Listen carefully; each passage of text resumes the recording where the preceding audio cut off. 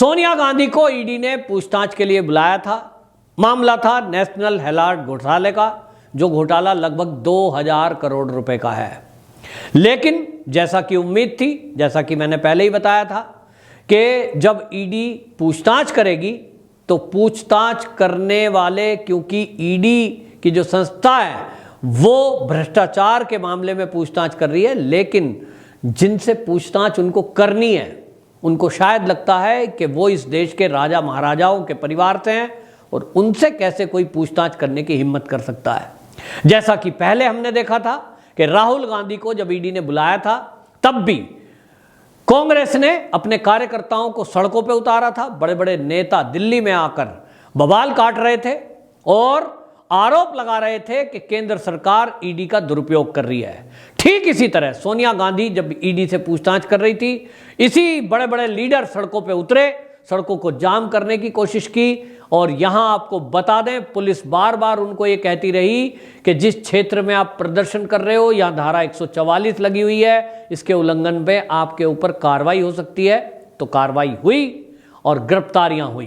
कांग्रेस के जिन लीडर ने वहां आकर लीड करने की कोशिश की, वहां प्रदर्शन करने की कोशिश की, उनको गिरफ्तार किया गया। अब बाद में उनके खिलाफ कार्रवाई होगी कि नहीं ये देखना होगा, लेकिन सवाल यह है कि ईडी अगर किसी को पूछताछ के लिए बुलाती है, ईडी के पास कोई कंप्लेंट गई है और कंप्लेंट में कहा गया है कि ये जो गांधी परिवार है इसने 2000 करोड़ रुपए का घोटाला किया है, और ये घोटाला भी आप देखिए किसके साथ हुआ है। देश के स्वतंत्रता सेनानी जिन्होंने एसोसिएट्स जनरल लिमिटेड नाम की एक कंपनी 1937 में ये खड़ी की, और इस कंपनी के माध्यम से यह तय हुआ कि हम 3 भाषाओं के अखबार चलाएंगे, एक अंग्रेजी नेशनल हेराल्ड, नवजीवन हिंदी और कौमी आवाज। ये उर्दू का अखबार चलना था। ये 3 अखबारों को चलाने के लिए एक कंपनी बनाई गई और 5000 स्वतंत्रता सेनानियों ने इसमें पैसा लगाया। अब ये बेशर्मी कांग्रेस की देखिए कि स्वतंत्रता सेनानियों के द्वारा पैसे लगाकर खड़ी की गई एसोसिएट्स जनरल लिमिटेड, जो कि देश की आजादी के पहले बनी थी, इसकी अरबों रुपए की जो प्रॉपर्टी है उसको एक कंपनी बनाई गई यंग इंडिया लिमिटेड। और ये यंग इंडिया लिमिटेड जो कंपनी है ये बनाई गई 2010 में, और 2010 में बना करके इस कंपनी को ये दिखाया गया कि ये जो यंग इंडिया लिमिटेड है इसके जो डायरेक्टर हैं वो डायरेक्टर पहले कोई और बने, बाद में राहुल गांधी और सोनिया गांधी हो गए। और ये जो कंपनी है ये भी क्योंकि कांग्रेस की है, young India limited, Sonia Gandhi Rahul Gandhi, और वो भी कांग्रेस ही उसमें शामिल थे। शेयर होल्डर जो एसोसिएट्स जनरल लिमिटेड है उसमें भी कांग्रेस ही थे। कांग्रेस की कंपनी जब वो घाटे में गई, यंग इंडिया लिमिटेड से उसको लोन दिया गया, 90 करोड़ रुपए का लोन दिया हुआ बताया गया उभारने के नाम पर, क्योंकि कंपनी घाटे में गई है। और इस 90 करोड़ की एवज में वो जो एसोसिएट्स जनरल लिमिटेड की 2000 करोड़ रुपए की संपत्ति है उसके मालिक बन गए सोनिया गांधी और राहुल गांधी। अब आप समझिए खेल क्या है। 90 करोड़ मान लो लोन दिया है, तो क्या लोन की एवज में किसी की 2000 करोड़ की संपत्ति आप जब्त कर सकते हैं 90 करोड़ की एवज में? वो भी बिना कानूनी प्रक्रिया के, वो भी बिना शेयर होल्डर के पताए हुए, जबकि शेयर होल्डर भले ही वो कांग्रेसी हों, लेकिन उसमें 5000 थे, जिनमें से बहुतों की अब मौत हो चुकी है, बहुतों की विचारधारा भी बदल चुकी है, लेकिन किसी से कोई सलाह मशवरा नहीं किया गया। यह है कांग्रेस, क्योंकि फैसला करने वाले, मालिक बनने वाले गांधी परिवार के लोग थे, राहुल और सोनिया थे। इसलिए किसी कांग्रेसी ने कोई सवाल नहीं उठाया, लेकिन सवाल उठेगा, क्योंकि देश में लोकतंत्र है, देश में एक न्याय प्रणाली है। आप किसी भी कंपनी को घपला घोटाला कैसे कर सकते हैं? कुछ कांग्रेसी कहते हैं एसोसिएट्स जनरल भी कांग्रेस की थी, यंग इंडिया लिमिटेड भी कांग्रेस की है, कांग्रेस ने कांग्रेस को लोन दिया, कांग्रेस ने कांग्रेस की कंपनी को हायर किया, कांग्रेस ने कांग्रेस की कंपनी के शेयर ले लिए। आपको क्या दिक्कत है? ऐसा कहते हैं। लेकिन हाँ दिक्कत है, और दिक्कत क्या है? दिक्कत यह है कि ये जो यंग इंडिया लिमिटेड नाम की कंपनी, राहुल गांधी, सोनिया गांधी जिसके डायरेक्टर हैं, इनके पास जो इसके शेयर हैं, और इस शेयर में आपको बता दें जो राहुल गांधी, सोनिया गांधी इसके मालिकाना अधिकार रखते हैं। ये कंपनी रजिस्टर कराई गई धारा 25 के तहत बिना लाभ की कंपनी। बिना लाभ की कंपनी के नाम पे आप रजिस्टर कराते हैं, इसका मतलब है कि आप कोई लाभ नहीं कमाएंगे। और घपला घोटाला यही है कि इस यंग इंडिया लिमिटेड ने जो वो एसोसिएट्स जनरल लिमिटेड की 2000 करोड़ की प्रॉपर्टी को हड़पा, उसको किराए पे दे दिया, उसको बेच दिया, उसमें कॉलोनी काट दी, यानी लाभ लिया। तो आप धोखा कर रहे हैं देश के कानून के साथ। आपने प्रॉपर्टी बनाई 2000 करोड़ की, तो ये 2000 करोड़ की प्रॉपर्टी के लिए आपने 90 करोड़ का लोन दिया। ईडी ये जानना चाहती है कि जब आपकी जो कंपनी है सोनिया गांधी, राहुल गांधी की यंग इंडिया लिमिटेड, वो बिना लाभ वाली कंपनी थी, आपने ये कंपनी बनाई तो इसमें 50 लाख से शुरुआत की थी, कांग्रेसियों ने इसमें चंदे दिए थे, तो 90 करोड़ रुपया जो आपने दिखाया कि हमने लोन दिया एसोसिएट्स जनरल लिमिटेड को, वो लोन के लिए 90 करोड़ रुपए कहां से आए? ईडी को ये सवाल जानना है। दूसरा, एक इसमें ट्रांजैक्शन ईडी ने पकड़ी है जो शेल कंपनी के जरिए आई है, और वो जो शेल कंपनी है वो कलकत्ता की है, वो है डोटेक्स मर्चेंट प्राइवेट लिमिटेड। इस नाम से एक ट्रांजैक्शन यंग इंडिया लिमिटेड के खाते में आई है 1 करोड़ की। और ये जो डोटेक्स मर्चेंडाई प्राइवेट लिमिटेड नाम की कंपनी है, इसको जब ईडी ने खोजा तो पाया कि वो कोई कंपनी नहीं है, केवल एक घर में बोर्ड लगा है। अब ये है घपला कि ये 1 करोड़ रुपया देने वाला कौन है? चाइना ने दिया है, पाकिस्तान ने दिया है, किसी आतंकवादी ने दिया है, देश विरोधी एक्टिविटी करने वाले ने दिया है। ईडी ये जानना चाहती है कि ये 1 करोड़ रुपया किसने दिया है, किस एवज में दिया है।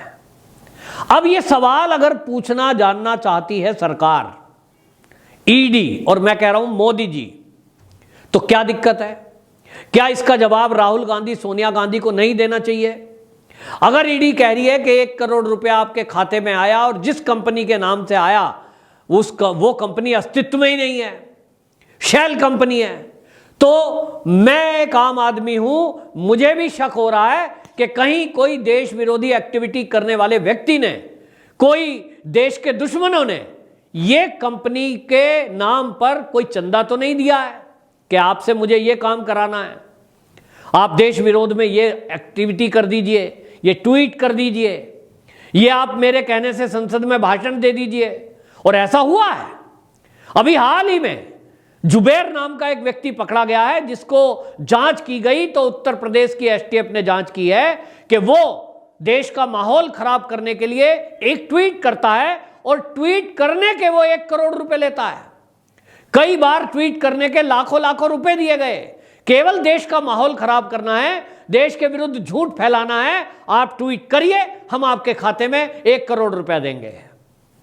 तो क्या राहुल गांधी, सोनिया गांधी को इस तरह के वक्तव्य देने के लिए पैसा दिया गया? सवाल है। तो क्या मैं देश की जनता से पूछना चाहता हूं कि यदि देश की एजेंसी या देश की सरकार या पूरा देश ये जानना चाहता है कि राहुल गांधी और सोनिया गांधी के खाते में वो 1 करोड़ रुपया किसने डाला? राहुल गांधी, सोनिया गांधी ने 2000 करोड़ रुपए की वो प्रॉपर्टी, जो कि देश के स्वतंत्रता सेनानियों ने अपने खून पसीने की मेहनत से खड़ी की थी, उसको कैसे अपना मालिकाना अधिकार बना दिया? यंग इंडिया कंपनी नाम की बनाई गई और उसका मालिकाना अधिकार खुद उसने ले लिया है, और इसके जो शेयर खरीदे वो 24% शेयर 2 व्यक्तियों को दिए जो इस दुनिया में इस समय नहीं है, और बाकी के 38% जो शेयर है वो सोनिया गांधी, राहुल गांधी के पास। अब ये घोटाला अगर मोदी सरकार खोलना चाहती है, सरकार पे आरोप लगा रहे हैं, मैं कह रहा हूं कि चलिए मान लीजिए मोदी ने ये आदेश दिए हैं, तो फिर तो अच्छा है। देश में कोई तो सरकार ऐसी आई कि वो राजनेता जो बड़े बड़े घराने हैं उनके द्वारा की गए घपले घोटाले की जांच भी करने की हिम्मत रखता है, तब फिर सड़कों पे उतरने वाले ये कांग्रेसी क्यों सड़कों पे उतर रहे हैं? क्या सोनिया गांधी से इसलिए पूछताछ नहीं होनी चाहिए कि वो गांधी परिवार से है? क्या खास है उसमें? क्या वो इस समय वो एक सांसद के अलावा क्या है? वो एक पार्टी की अध्यक्षा, वो भी कार्यकारी। यशवंत सिन्हा जो विपक्ष की तरफ से राष्ट्रपति पद के उम्मीदवार थे, वो क्या स्टेटमेंट दे रहे हैं मीडिया में? वो कह रहे हैं कि ईडी को चाहिए कि सोनिया गांधी जी से उनके घर पे जाके पूछताछ करे, उनको कार्यालय में बुलाना गलत है। क्यों भाई? यशवंत सिन्हा जी, आप आईएएस अधिकारी रहे हैं, क्या आप नेताओं के घर पे जाके पूछताछ करते थे?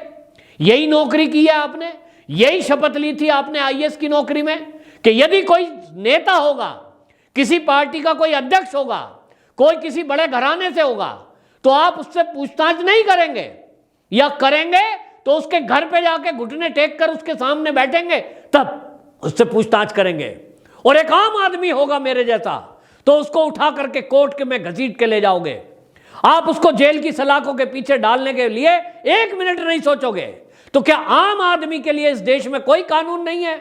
और ये जो नेता हैं, ये जो राजनीतिक दल के नेता हैं, ये जो बड़े बड़े घरानों के जिन पे ठप्पे लगे हैं, जो ये परिवारवाद की पार्टियां चला रहे हैं, इनकी इतनी हिम्मत है कि यदि कोई संस्था इनको पूछने के लिए बुलाती है तो इनको लगता है कि इनका अपमान हो गया है और इनके खिलाफ कैसे किसी ने पूछताछ करने की हिम्मत की, तो इनके अहंकार को चोट पहुंचती है। और इस अहंकार की पूर्ति में ये अपने कार्यकर्ताओं को मूर्ख बनाकर सड़कों पे उतार देते हैं और सदन के अंदर सदन को ना चलने देना सरकार को ब्लैकमेल करने जैसा है। वहीं मैं सरकार से भी पूछना चाहता हूं और कांग्रेसियों से, 1.5 करोड़ रुपया हर घंटे संसद में खर्च होता है जब सत्र चलता है। मैं टैक्स देता हूं, मेरे टैक्स से यह संसद चलती है। किसने यह अधिकार दिया, चाहे कांग्रेस हो या कोई भी सांसद, कि वो संसद के अंदर हल्ला करे, गुल्ला करे, बवाल करे? संसद का सत्र चलता है देश के लिए कानून बनाने के लिए, देश की योजनाएं बनाने के लिए, वहां बिल पास करने के लिए। यदि कोई हल्ला गुल्ला करता है तो मैं सरकार से कहता हूं, हमारे ध्यान में रखते हुए मेरे टैक्स के पैसे से ये ध्यान करा जाए कि मेरे एक एक पैसे का सदुपयोग हो, तो ऐसा कानून बनाए कि देश के अंदर जो भी सांसद संसद के अंदर हल्ला गुल्ला करे उसको उठाकर बाहर फेंक दिया जाए। क्या देश के आम आदमी और एक सांसद, एक विधायक के लिए कानून अलग अलग होगा? क्यों? जब तक ये कानून अलग अलग है, जब तक इन नेताओं का कुछ नहीं हो सकता। ना ये सदन चलने देंगे, ना ये सड़क चलने देंगे। बहुत दुर्भाग्यपूर्ण है, लेकिन इस देश की संसद भी अब जिस तरह का व्यवहार कर रही है, क्या इसको लेकर सुप्रीम कोर्ट कोई टिप्पणी करेगा? कि जिस तरह से एक जमानत पे बाहर गए मां बेटों से पूछताछ के लिए अगर ईडी बुलाती है तो उसको ब्लैकमेल या धमकाने की कोशिश की जा रही है। इस पर सुप्रीम कोर्ट का क्या रुख है, यह भी देखना होगा। वंदे मातरम।